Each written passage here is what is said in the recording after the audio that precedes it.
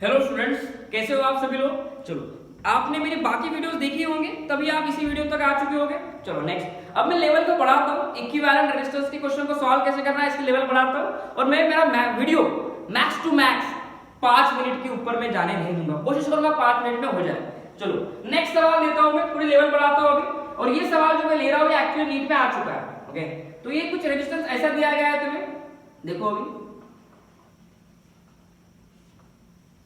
मैं क्वेश्चन तो बनाने दो मुझे, और मैं न्यूमेरिकल जो वैल्यूज रहेंगी रेजिस्टेंस ये मैंने मन से देता हूं ताकि क्वेश्चन इजीली सॉल्व हो जाए। लेकिन जो सर्किट है वो एज इट इज क्वेश्चन में जैसे पूछते हैं वैसे सर्किट है, लेकिन वैल्यूज जो है मैं मेरे मन से देता कि क्वेश्चन तुम्हारा फटाफट से सॉल्व हो जाए। कैलकुलेशन में दिक्कत नहीं जानी चाहिए, कॉन्सेप्ट में दिक्कत कैसे चलता, लेकिन कैलकुलेशन इजी से इजी होना चाहिए। अब जरा देखो, ये 3 रजिस्टर को हम ऐसे कनेक्ट करते हैं, इसे मैं लिखता हूं 2 ओम, ये 2 ओम और ये 4 ओम का रजिस्टर। ठीक है, अब आगे क्या करना है सर, अब आगे देखो। ठीक है, ये इसको मैं 4 ओम का लिखता हूं, इससे भी मैं 4 ओम का लिखता हूं। ये टर्मिनल ए, ये टर्मिनल बी। ओके, अब फाइंड करो equivalent resistance between A and B. Find the equivalent resistance between A and B. कैसे फाइंड करोगे, 2 मिनट के लिए वीडियो को पॉज करो, ट्राई करो। आया आप सभी का आंसर। अब आ जाओ, देखते हैं, क्रॉस चेक करते हैं कैसे सॉल्व करना है। पहली बात तो सर ये क्वेश्चन बहुत सिंपल है, उन्हें नीट के एग्जाम में ऐसे सवाल पूछते, इतना टफ नहीं पूछते नीट में। अननेसेसरी डिफिकल्ट चीजों को सॉल्व मत करो, जहां पे डिफिकल्ट सॉल्व करना चाहिए वहीं पे करो। फालतू की जगह पे डिफिकल्ट क्वेश्चन को सॉल्व करोगे, कंफ्यूज कर दोगे खुद को, और पेपर में जो इजी क्वेश्चन है वो भी नहीं होगा ढंग से। देखो, कभी भी क्वेश्चन को सॉल्व करते समय इक्विवेलेंट रेजिस्टेंस के, मैंने इसके प्रीवियस वीडियो में भी यही कहा था, अभी भी यही कह रहा हूं, जहां पे आपको बोला है आर इक्विवेलेंट फाइंड करना है, आर ए बी, कभी यहां से मत देखना।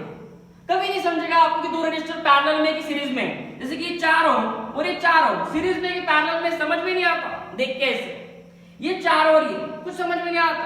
तो हमेशा ऐसे केसेस में स्टूडेंट पीछे से स्टार्ट करना। जो भी आपका आर ए बी है, इसके एग्जैक्टली अपोजिट साइड, यानी कि ये 2 ओम के रजिस्टर को देखो, यहां से स्टार्ट करना। ये 2 ओम और ये 2 ओम किसमें, सीरीज में। कितना आएगा इनका आंसर, 4 ओम आंसर आएगा। ठीक है, अब इसी को ही वो क्या करेंगे, देखो इसी डायग्राम को घुमा फिरा के ना ऐसे वैसे पूछ लेंगे। आप डरो मत, बस देखो इसी डायग्राम को ऐसे ही बना सकते हैं। आप डायग्राम देख के बस डर जाते हो, कंफ्यूज कर लेते हो खुद को, ऐसा कुछ नहीं। वो इलेक्ट्रिकल सर्किट्स है, वो चेंज नहीं होते। इसी डायग्राम को अगर मैं ऐसे बनाऊं, चलो ये ऐसे बना लो। अब बोलो, अब ये और ये 2 डायग्राम सेम है, 2 और 2 किसमें, सीरीज में है वो दोनों। चलो लिखो फटाफट, क्या आएगा इन दोनों का सीरीज कॉम्बिनेशन में। क्या यही पे लिख दूंगा मैं सीरीज कॉम्बिनेशन इन दोनों का, चलो यही पे लिख देता हूं फिर मैं स्टूडेंट्स, यही पे लिख देता हूं।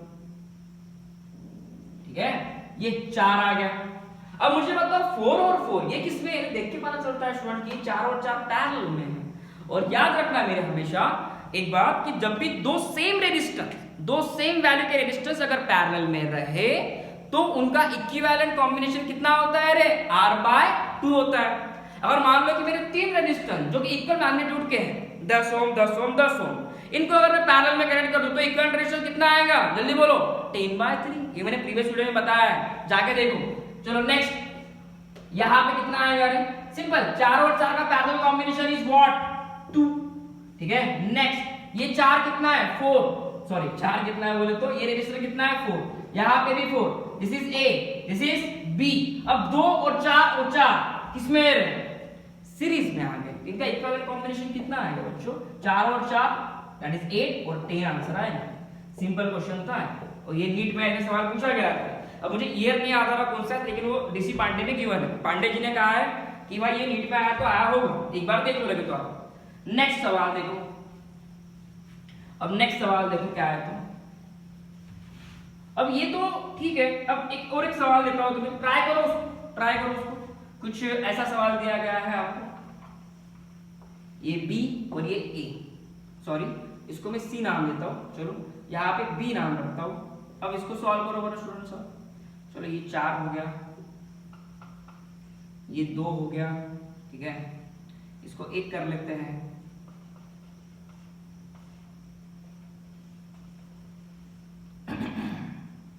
एक सेकंड, इसको 2 कर लेता हूं मैं, 2 नहीं करना पड़ेगा, 4 2 2, ये point D. Find the equivalent resistance between A और बी। ए और बी के बीच में इक्विवेलेंट रेजिस्टेंस फाइंड करो, जल्दी करो। कर लिया आप लोगों ने सॉल्व? अब देखो, अब आपको कभी ये समझ में नहीं आएगा बच्चों कि ये 4 और 4 सीरीज में की पैरेलल में, ये 4 और ये 2 सीरीज में की पैरेलल में। इसकी भी एक ट्रिक होती है कैसे पहचानना, वो जो कि मेरा नेक्स्ट लेवल रहेगा वीडियो का, ठीक है। अब जरा देखो, इसके एग्जैक्टली अपोजिट साइड से स्टार्ट करो, ये साइड से स्टार्ट करो। ये डी है, ये लेटर डी है, कंफ्यूज मत होना, कोई रजिस्टर नहीं है वो। 2 और 2 किसमें है स्टूडेंट आपके? सीरीज में। किसमें है वो दोनों? रजिस्टर देख लो आप अच्छे से, सीरीज में। तो ये यहाँ पे कितना आ जाएगा? तो सबसे पहले ऊपर चलो, पहले एज इट इज डायग्राम को ड्रॉ कर लेते हैं, जल्दबाजी नहीं करूंगा मैं। और इनकेस मेरे वीडियो लेक्चर्स अगर फास्ट होते हैं, आपको ऐसा लगता है कि बहुत फास्ट हो रहा है वीडियो लेक्चर, तो मुझे कमेंट सेक्शन में बताओ तो मैं उस हिसाब से और इसमें इंप्रोवाइज करूंगा स्टूडेंट्स, ठीक है। मैं नहीं चाहता किसी एक भी स्टूडेंट का लॉस हो और एक भी स्टूडेंट मुझे कहे कि सर आप वीडियो बहुत फास्ट बना रहे हो। मैं बस ये नहीं चाहता कि तुम लोगों का टाइम वेस्ट हो, मैं चाहता हूं कम से कम टाइम में आप लोगों को ज्यादा से ज्यादा नॉलेज दूं या क्वेश्चन करवाऊं।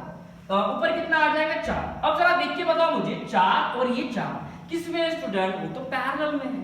जब भी 2 सेम रेजिस्टर पैरेलल में होते तो उनका इक्विवेलेंट रेजिस्टेंस कितना होता है? 2। लिखोगे यहाँ पे 2 डायरेक्टली, यहाँ पे मैं कैंसिल आउट करके 2 लिख लेता हूँ। चलो, अब जरा देखो, अब गड़बड़ी मत करना। अब ये तीनों रेजिस्टर सीरीज में है क्या? नहीं, यही तो गड़बड़ी कर रहे हो तुम लोग। तीनों रजिस्टर बच्चों सीरीज में नहीं है। अब उसने किन 2 पॉइंट टर्मिनल को लेके पूछा है? ए और बी के बीच में पूछा है ना रेजिस्टेंस। अब जरा देखो, अब यहाँ पे कॉन्सेप्ट देखो मैं कैसे बताता हूँ। इसमें मैं 2-3 सवाल बना लूंगा अभी, देखो इसको ऐसा बाहर निकालना कभी भी, ये ए और ये बी। अब जरा देखो, ए और बी के बीच में रेजिस्टर पूछा है ना उसने। अब इसके अपोजिट साइड देखो, 2 और 2, ये किसमें? सीरीज में। ये किसमें? सीरीज में। इन दोनों का सीरीज कॉम्बिनेशन कितना आ जाएगा बच्चों? देखो, ये ए है, ठीक है, ये 2 और 2 सीरीज कॉम्बिनेशन कितना आ जाएगा इनका? 4। कितना आ जाएगा बच्चों? 4। और ये कितना है? 4। अब ए और बी के बीच में कितने 2 रजिस्टर है? 2, जो कि किसमें? पैरेलल में। तो आर ए बी कितना हो जाएगा रे? 4/2, सिंपल 2। अब देखो यहाँ पे क्या घुमा फिरा के क्वेश्चन पूछ सकते हो। अब लेवल देखो, अब आपको अगर ऐसा पूछा कि find the equivalent resistance between R A C, A और सी के बीच में इक्विवेलेंट रेजिस्टेंस फाइंड करो, ऐसा बोला उन्होंने। तो अब देखो, अब बिल्कुल ए और सी को देखो और इनके अपोजिट साइड कौन सी है? अब 4 और 2 किस में आ जाएंगे रे? सीरीज में आ जाएंगे। 4 और 2 किस में आ जाएंगे? अब ये वाले केस में अगर मैं फाइंड करूं, ये आर ए बी के लिए फाइंड किया और ये आर ए सी के लिए फाइंड करता हूं। 4 और 2 किस में आ जाएंगे आपके? सीरीज में। ये 2 और ये हो जाएगा सीरीज में 6, ये हो जाएगा ए, ये हो जाएगा सी, ठीक है। अब 2 और 6 किसमें? पैरेलल में। अब इनका पैरेलल कॉम्बिनेशन निकालो आप, ए और सी। कितना आ जाएगा बच्चों? सिंपल। अब वो 2 सेम रजिस्टर नहीं है, इसलिए ऐसे निकालना पड़ेगा। 6 + 2 दैट इज 12/8 दैट इज 3/2। ये आंसर होना चाहिए। ऐसे ही क्वेश्चन पूछते, ठीक है। आपको कुछ भी हेल्प लगती है करंट इलेक्ट्रिसिटी चैप्टर में, फिजिक्स में, कोई भी टॉपिक आपका आता नहीं है, आपको पता नहीं है, या फिर आपको क्वेश्चन सॉल्व नहीं होते, तो मेरे ऑफलाइन बैचेस स्टार्ट हो चुके हैं बच्चों। मैं वर्धा में पढ़ाता हूँ, महाराष्ट्र के स्टेट में, महाराष्ट्र स्टेट में वर्धा डिस्ट्रिक्ट में पढ़ाता हूँ। मेरे ऑफलाइन बैचेस सभी चालू है। लेकिन आपको अगर मेरे ऑफलाइन बैच अटेंड नहीं करनी है, सिर्फ कुछ टॉपिक को पढ़ना है, तो भी आप मुझसे आके मिलो, मैं आपको कवर करवा के दे दूंगा, ठीक है। मैं चाहता हूँ कि मैक्सिमम बच्चों का हेल्प हो मेरे से और मैक्सिमम बच्चों का रिजल्ट है। मैं चाहता हूँ कि वर्धा जैसे शहर से रिजल्ट है। मैं नहीं चाहता कि मेरे वर्धा के बच्चे के बाहर जाए, मैं चाहता हूँ कि वर्धा के बच्चों का भी रिजल्ट आना चाहिए। Clear? Thank you so much student.